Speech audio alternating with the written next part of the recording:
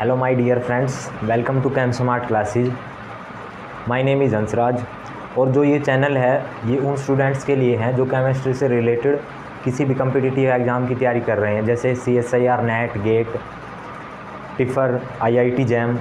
ठीक है, तो आज हम क्या ऑर्गेनिक स्पेक्ट्रोस्कोपी की शुरुआत करने जा रहे हैं। तो आप हेडिंग डाल लीजिए ऑर्गेनिक स्पेक्ट्रोस्कोपी।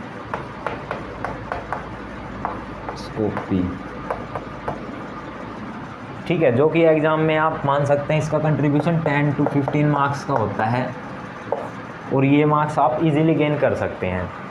तो ऑर्गेनिक स्पेक्ट्रोस्कोपी की शुरुआत करने के साथ हम इसमें क्या देखेंगे कि ऑर्गेनिक स्पेक्ट्रोस्कोपी जो है वो अलग अलग स्पेक्ट्रोस्कोपी को कवर करती है। जैसे इसमें फर्स्ट क्या आता है, NMR, nuclear magnetic resonance spectroscopy. Second आप इसमें ले सकते हैं IR। थर्ड इसमें आता है UV विजिबल स्पेक्ट्रोस्कोपी। NMR में आप इसके दो पार्ट देखेंगे, 1H NMR और सेकंड है इसका 13C NMR। तो जो 13C NMR है वो सिर्फ नेट, गेट और टिफ़र के लिए है। आपको IIT जैम में ये सिलेबस में नहीं है, वैसे इसके रेयरली क्वेश्चन देखने को मिलेंगे, तो ये IIT जैम के पॉइंट ऑफ व्यू से नहीं है। ठीक है, अब हमारा जो मेन कोर्स है वो ऑर्गेनिक स्पेक्ट्रोस्कोपी है और उसमें भी आज हमने क्या शुरू करनी है, उसमें भी हमने आज IR शुरू करनी है, जिसका दूसरा नाम वाइब्रेशनल स्पेक्ट्रोस्कोपी है।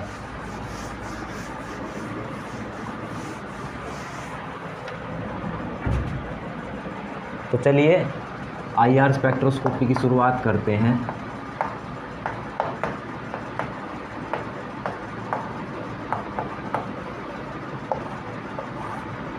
तो चलिए IR स्पेक्ट्रोस्कोपी को पढ़ते हैं। अब आपने देखा होगा किसी भी स्पेक्ट्रोस्कोपी को पढ़ने के लिए उसमें कुछ नियम होते हैं। तो मेरे अकॉर्डिंग मैं इसको 4 पार्ट में पढ़ाऊंगा। फर्स्ट बेसिक, सेकंड प्रिंसिपल, ये किस प्रिंसिपल पर क्या काम करती है, और थर्ड इसमें आप क्या ले सकते हैं, थर्ड आप इसमें लेते हैं सिलेक्शन रूल,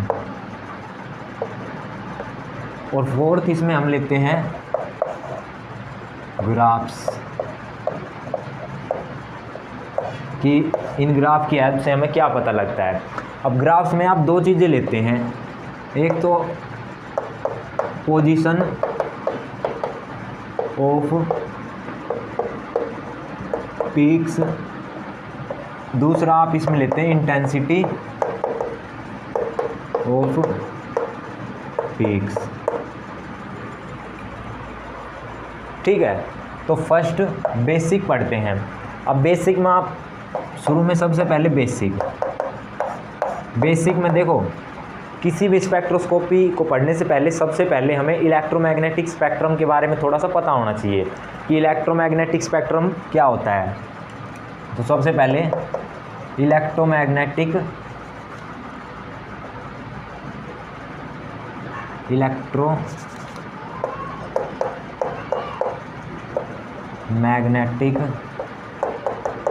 स्पेक्ट्रम के बारे में थोड़ा सा देखते हैं। चलिए, तो इलेक्ट्रोमैग्नेटिक स्पेक्ट्रम में क्या होती है आपकी, अब इलेक्ट्रोमैग्नेटिक स्पेक्ट्रम से पहले आपको इलेक्ट्रोमैग्नेटिक रेडिएशन के बारे में पता होना चाहिए। तो इलेक्ट्रोमैग्नेटिक रेडिएशन जो होती है उसमें क्या होती है, इलेक्ट्रिक फील्ड और जो मैग्नेटिक फील्ड है वो ऑक्सीलेट करती रहती है, और ऑक्सीलेट करने के साथ साथ उसमें क्या है, जो दोनों है इलेक्ट्रिक फील्ड और मैग्नेटिक फील्ड वो एक दूसरे के परपेंडिकुलर होती है। Oscillating electric field and magnetic field. सही है, ये होता है आपका इलेक्ट्रोमैग्नेटिक स्पेक्ट्रम। अब इलेक्ट्रोमैग्नेटिक स्पेक्ट्रम के बाद में ये होती है आपकी इलेक्ट्रोमैग्नेटिक रेडिएशन। अब इलेक्ट्रोमैग्नेटिक स्पेक्ट्रम की बात करते हैं। एक सबसे पहले आपकी होती है गामा रे, फिर होती है एक्स रे, फिर आपकी होती है UV visible. Gamma ray, X ray, UV visible, IR, microwave, और लास्ट में आपकी होती है रेडियो वेव। तो जैसे ही हम लेफ़्ट टू राइट जाते हैं तो वेवलेंथ जो है वो रेडिएशंस की इंक्रीज हो जाती है और फ्रीक्वेंसी और एनर्जी ये आपकी क्या हो जाती है, डिक्रीज हो जाती है। इसको आप कैसे समझ सकते हैं? जैसे एनर्जी क्या होती है, E = h न्यू को आप लिख सकते हैं c/λ, और जो c/λ होता है वो होता है जो 1/λ होता है उसको लिख सकते हैं आप न्यू बार। तो अब आप इससे देख सकते हैं कि जो एनर्जी है वो डायरेक्टली प्रोपोर्शनल किसके है, फ्रीक्वेंसी के, और इन्वर्सली प्रोपोर्शनल किसके हैं, वेवलेंथ के। तो जब वेवलेंथ इंक्रीज होगी तो इस रिलेशन के अकॉर्डिंग हम क्या बोल सकते हैं, फ्रीक्वेंसी और जो एनर्जी है वो क्या होगी, डिक्रीज होगी। ये होता है आपका इलेक्ट्रोमैग्नेटिक स्पेक्ट्रम। अब चलिए IR की जो रेंज होती है उसके बारे में बात करते हैं।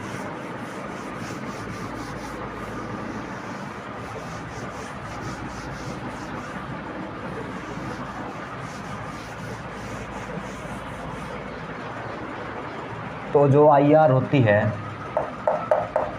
IR वेव्स जो होती हैं, या IR रेडिएशंस लिख सकते हैं आप, IR रेडिएशंस लिखिए आप वेव की जगह। जो आपकी IR रेडिएशंस होती हैं वो आपकी देखो बॉन्ड वाइब्रेशन करवा सकती है।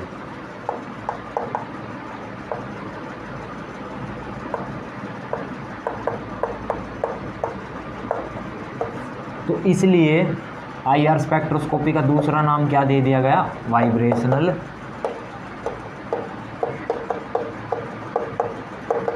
स्पेक्ट्रोस्कोपी, इसलिए इसको वाइब्रेशनल स्पेक्ट्रोस्कोपी बोला जाता है। अब हम IR की जो रेंज है उसकी बात करते हैं। IR रेंज,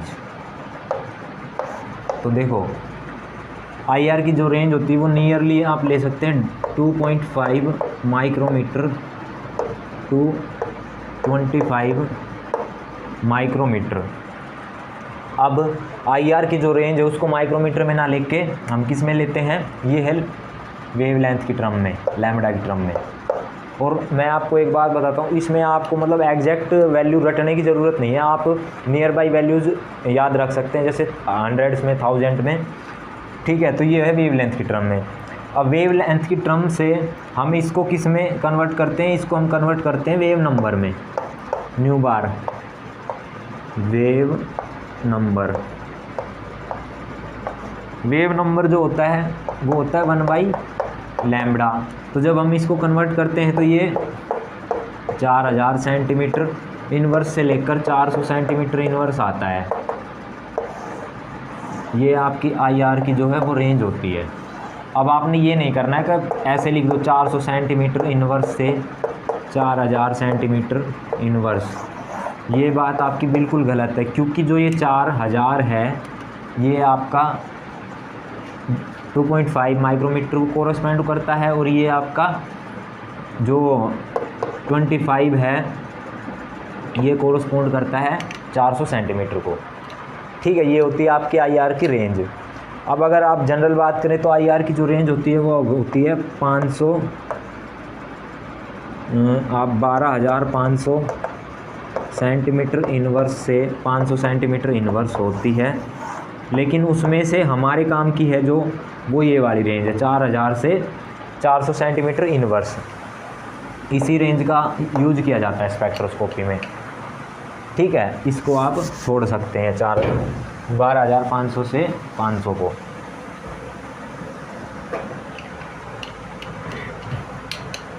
इसके बाद अब हम बात करते हैं कि जो ये IR की रेंज है इसको माइक्रोमीटर में यूज़ ना करके सेंटीमीटर में यूज़ क्यों किया जाता है, वेवलेंथ की टर्म में यूज़ ना करके वेव नंबर की टर्म में क्यों यूज़ किया जाता है। देखो इसके आप 2-3 रीज़न बोल सकते हो। देखो पहला रीज़न आप क्या बता सकते हो कि ये आपका ग्राफ है, ये परसेंट ट्रांसमिटेंस और वेव नंबर के बीच में है, तो इसमें जो वैल्यू आती है ये आपकी ऐसे पीक आई मान लो, ये वैल्यू आपकी ये ऐसे होता है। अगर इसको हम वेवलेंथ की टर्म में लेते हैं मान लो माइक्रोमीटर, तो ये वैल्यू ऐसे आती है 2.5678967 ऐसे, ये माइक्रोमीटर। तो इस चीज़ को मतलब आप बोल सकते हो याद करना थोड़ा सा टफ है, तो इसलिए इसको किस में याद कर लेते हैं, न्यू बार की टर्म में सेंटीमीटर इनवर्स। अब ये मान लो ये पीक ऐसे आई, ये आपकी आएगी न्यू बार आपका मान लो आ गया 2.567 ऐसे आपका ये आ गया सेंटीमीटर इनवर्स, ये मान लिया आपने, या ये मान लो आप ये आ गया। तो इसको याद करना आसान है इसके कंपैरिजन में, तो इसलिए इसको वेवलेंथ की टर्म में यूज़ ना करके किस में यूज़ किया जाता है, वेव नंबर की टर्म में वेव नंबर की टर्म में यूज़ कर लिया जाता है।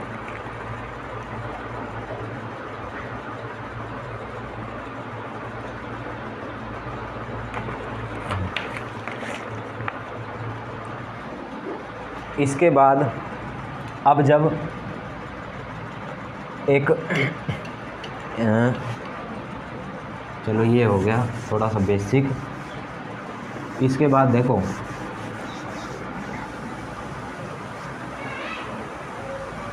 तो न्यू बार आपका 2.5 न्यू एम से लेकर 25 न्यू एम, और ये 4000 सेंटीमीटर इनवर्स से लेकर 400 सेंटीमीटर इनवर्स। अब देखो एक ऑक्सीलेटिंग इलेक्ट्रिक फील्ड होती है, एक ऑक्सीलेटिंग मैग्नेटिक फील्ड होती है।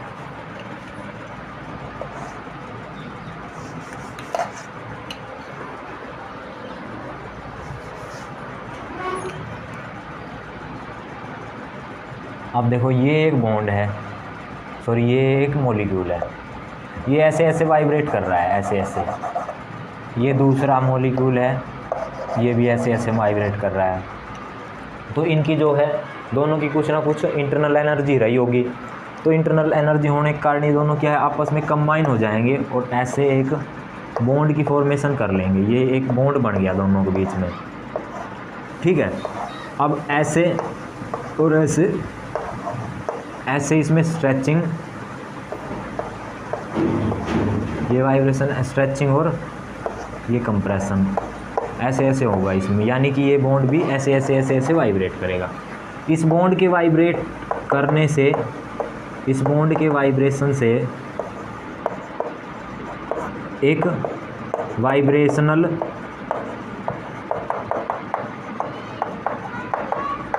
वेव जनरेट होगी, ठीक है। उस वाइब्रेशनल वेव का एक फंक्शन होगा साई, जिसको वेव फंक्शन बोलते हैं। जब उस वेव फंक्शन पे आप ऑपरेटर लगा दोगे, मान लो एनर्जी का ऑपरेटर लगा दिया, ये ऑपरेटर, तो एक एनर्जी की वैल्यू मिलेगी E = V + ½ h न्यू। यहाँ पर जो V है वो वाइब्रेशनल क्वांटम नंबर है जिसकी वैल्यू 0, 1, 2 ऐसे ऐसे जाएगी, ये फ्रीक्वेंसी है, फ्रीक्वेंसी ऑफ रेडिएशन। ये आपका एच प्लैंक्स कांस्टेंट है। तो ये रिलेशन आ गया आपका E = V + ½ h/ν। ये कुछ बेसिक था आपका IR स्पेक्ट्रोस्कोपी का। इसके बाद देखो कपलिंग कैसे होती है। अब कपलिंग को थोड़ा सा समझेंगे कि ये वाइब्रेशनल स्पेक्ट्रोस्कोपी में कैसे कपलिंग होती है।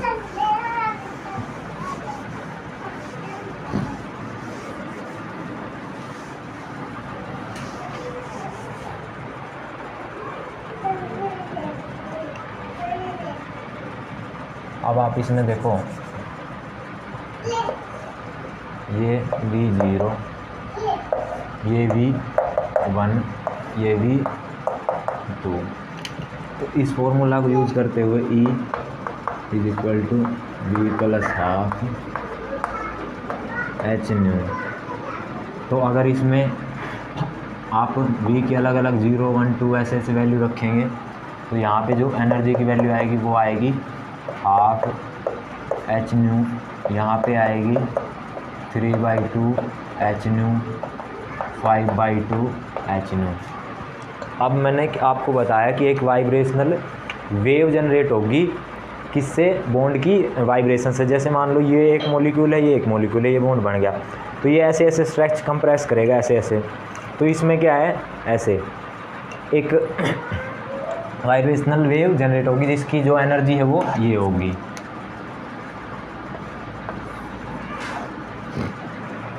अब देखो इसको बोलते हैं ग्राउंड स्टेट, ये फर्स्ट एक्साइटेड स्टेट, ये second excited state.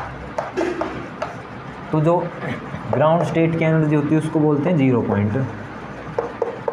Point energy. ठीक है। अब देखो ये आपकी वाइब्रेशनल वेव ऐसे जनरेट हो गई, मान लो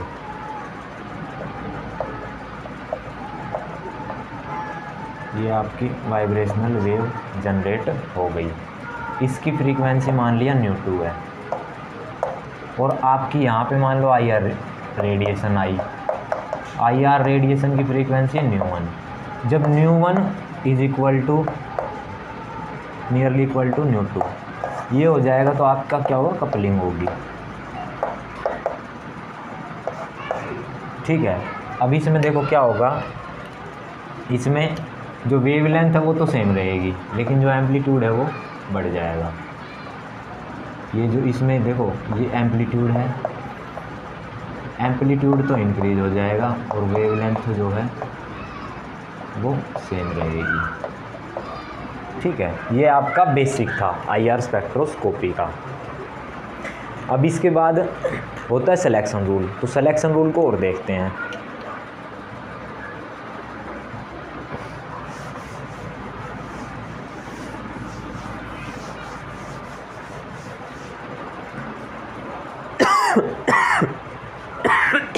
सॉरी, दूसरा आपका सिलेक्शन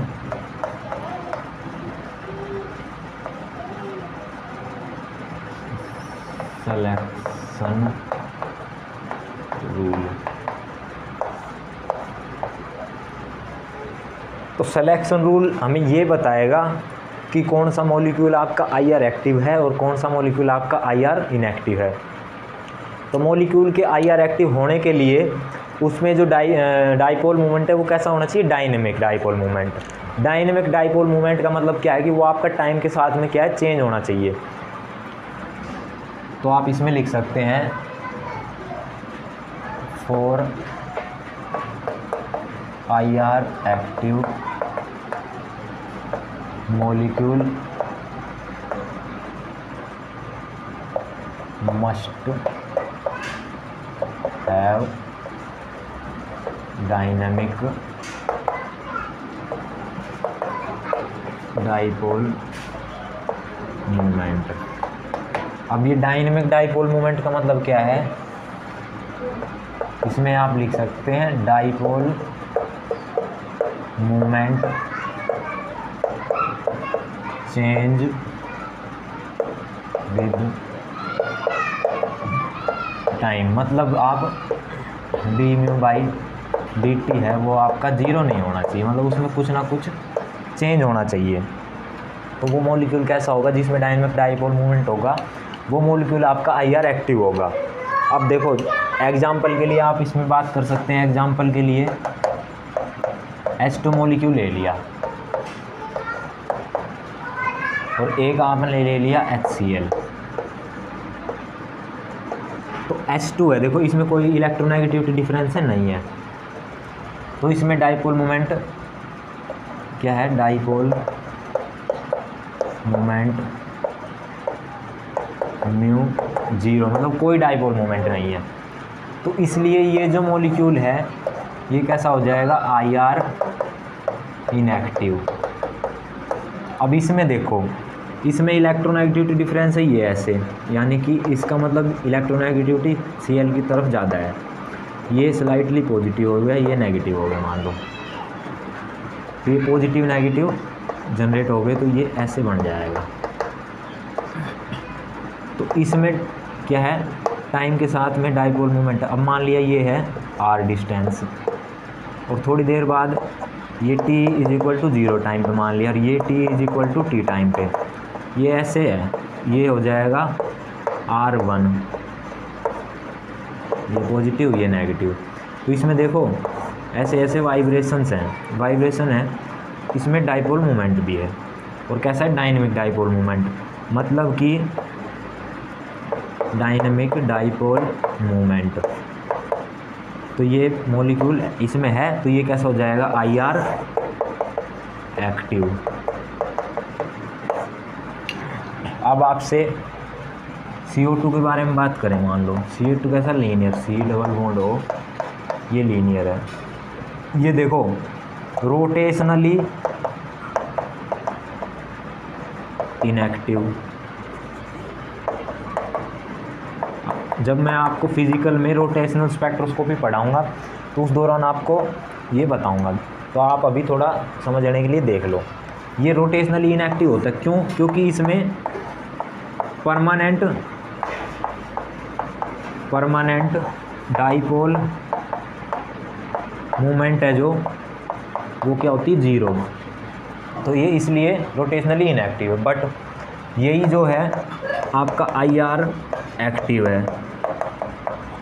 IR एक्टिव क्यों है, क्योंकि इसमें डायनेमिक डाइपोल मूवमेंट है, ये है, ये नॉट इक्वल टू 0, तो ये आपका IR एक्टिव है। ठीक है, ये आपकी कहानी है सिलेक्शन रूल की IR स्पेक्ट्रोस्कोपी के।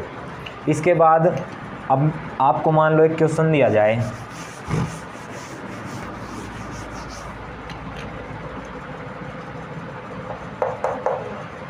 IR इनएक्टिव मॉलिक्यूल आपसे पूछा जाए, इसमें आपको एक ऑप्शन दे रखा हो H2, दूसरा आपको दे रखा हो CO2, थर्ड आपको दे रखा हो CHCl3 और इसमें फोर्थ आप ले सकते हैं HCl। IR इनएक्टिव पूछा हो तो आप इसमें क्या लगाएंगे, इसमें देखो ये भी IR एक्टिव, ये भी IR एक्टिव, ये भी IR एक्टिव, इन दोनों की हमने बात कर ली। ये भी आपका कैसा होता है, IR एक्टिव, ये आपका IR इनएक्टिव हो जाएगा। क्यों, क्योंकि इसमें डायनेमिक डाइपोल मूवमेंट नहीं है। ये आपका सिलेक्शन रूल है। इसके बाद बात करते हैं मोड ऑफ वाइब्रेशंस। तो मॉलिक्यूल में जिसमें भी डायनेमिक डाइपोल मूवमेंट होगा वो आपका IR एक्टिव मॉलिक्यूल हो जाएगा, और जिसमें नहीं होगा वो IR इनएक्टिव मॉलिक्यूल हो जाएगा। सही है। इसके बाद मोड ऑफ वाइब्रेशन और देख लेते हैं, फिर इस वीडियो को ख़त्म करते हैं। मोड्स ऑफ वाइब्रेशन, देखो इसमें दो टाइप के मोड होते हैं। फर्स्ट जो होता है स्ट्रेचिंग, और सेकंड जो होता है बेंडिंग। अब स्ट्रेचिंग आपकी दो टाइप की होती है फर्दर, सिमेट्रिक और एसिमेट्रिक। ये भी आपकी फर्दर आगे इसको क्लासिफाई करते हैं। इसमें आपका होता है इन प्लेन और आउट ऑफ प्लेन। तो चलिए बात करते हैं सिमेट्रिक स्ट्रेच। मान लो ये आपके पास एक कोई मॉलिक्यूल है, triatomic molecule A B. अब इसमें देखो सिमेट्रिक स्ट्रेच मतलब, अब आप ऐसे ले सकते हो, मान लो ये एक, इधर एक मॉलिक्यूल है, इधर एक मॉलिक्यूल है, बीच में एक मॉलिक्यूल है, ये ऐसे ऐसे ऐसे ऐसे वाइब्रेट कर रहा है। सिमेट्रिक स्ट्रेच का मतलब क्या है कि ये ऐसे कंप्रेस भी कर रहा है और ऐसे बाहर की साइड ये स्ट्रेचिंग भी कर रहा है। तो सिमेट्रिक स्ट्रेच में ये दोनों फिनोमेना शामिल है, जो ये कंप्रेशन भी और ये स्ट्रेचिंग भी। तो अब देखो इसकी जो वाइब्रेशन है ये इस साइड भी हो रही है और इस साइड भी, यानी बराबर हो रही है, या आप ये ऐसे ले सकते हो। ये होता है कंप्रेशन, अंदर की साइड जो हो रहा है, और ये बाहर की साइड सिमेट्रिक स्ट्रेच है। अब देखो इसमें आपसे पूछा जाए कि ये मॉलिक्यूल कैसा है, आई आर एक्टिव और आई आर इनएक्टिव। तो ये कैसा आई आर इनएक्टिव। क्यों ये आई आर इनएक्टिव क्यों है? क्योंकि इसमें डायनेमिक डाइपोल मोमेंट नहीं है। क्योंकि जितना ये बाहर जा रहा है इस साइड, उतना ये इस साइड जा रहा है, जितना इस साइड अंदर आ रहा है उतना ये मॉलिक्यूल इस साइड अंदर आ रहा है। तो ये डायनेमिक डाइपोल मोमेंट नहीं है, इसमें डायनेमिक डाइपोल मोमेंट जो है वो 0 है। तो ये कैसा है, आई आर इनएक्टिव। एसिमेट्रिक का केस लेते हैं, तो इसमें आप ए बी देखो, इसमें क्या है, एक ये मॉलिक्यूल इस साइड आ रहा है तो दूसरा भी इस साइड जाएगा, ये इस साइड जा रहा है तो ये इस साइड। मतलब ये है कि ये मॉलिक्यूल ऐसे जा रहा है ऐसे, तो ये भी ऐसे ही जाएगा ऐसे, और ये इस साइड जा रहा है तो ये भी इस साइड ऐसे ऐसे ऐसे ऐसे ऐसे। ठीक है, अब इसको बोला जाए तो इसमें डायनेमिक डाइपोल मोमेंट है नॉट इक्वल टू 0। तो ये कैसा हो जाएगा, आई आर एक्टिव। ठीक है, इसके बाद देखो इन प्लेन बेंडिंग और आउट ऑफ प्लेन बेंडिंग। हाँ, एक बात और, सिमेट्रिक स्ट्रेच के लिए आप डाई एटॉमिक मॉलिक्यूल भी ले सकते हैं, लेकिन एसिमेट्रिक स्ट्रेच के लिए आपका जो मॉलिक्यूल है वो ट्राई एटॉमिक होना चाहिए, और उसमें जो सेंट्रल एटम है उसके दोनों साइड कैसे सेम एटम होने चाहिए, तभी एसिमेट्रिक स्ट्रेच होगी। इसके बाद देखो जो इन प्लेन बेंडिंग है, इसमें आप ये ए हो गया, ये बी,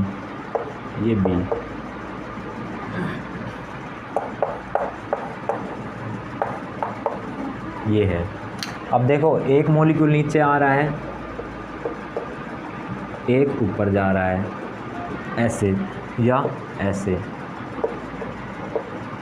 इन प्लेन मान लो ये एक प्लेन है, इस प्लेन में ऐसे है, ये ऐसे है ऐसे। तो ये दोनों या तो ऐसे जा रहे हैं या ऐसे ऐसे ऐसे ऐसे ऐसे ऐसे। घर में जो सीजर होती कैंची, उस तरह से ऐसे ऐसे जा रहे हैं, तो इसको बोलते हैं सीजरिंग।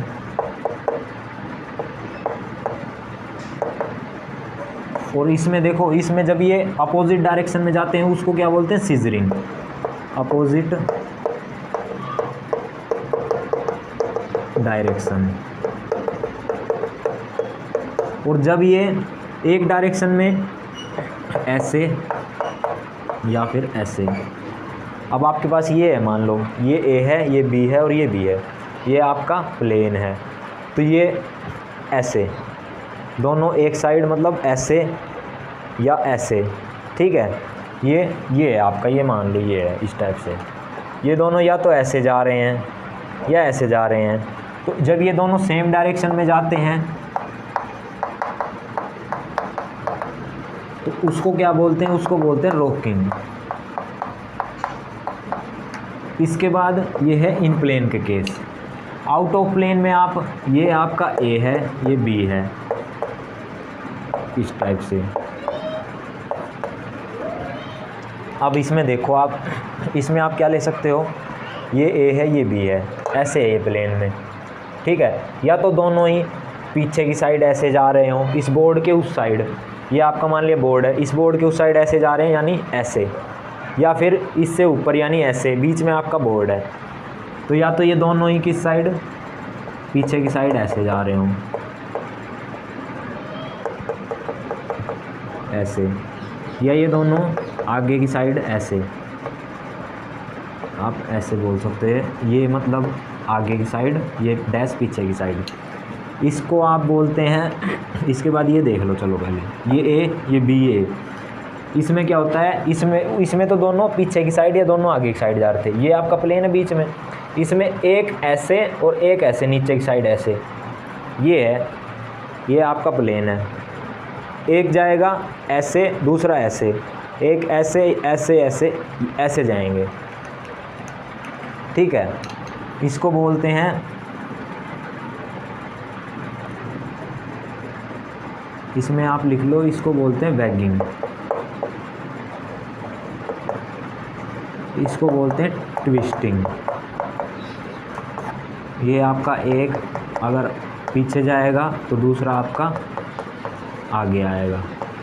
तो ये आपके होते हैं मोड्स ऑफ वाइब्रेशन। अब आप देखो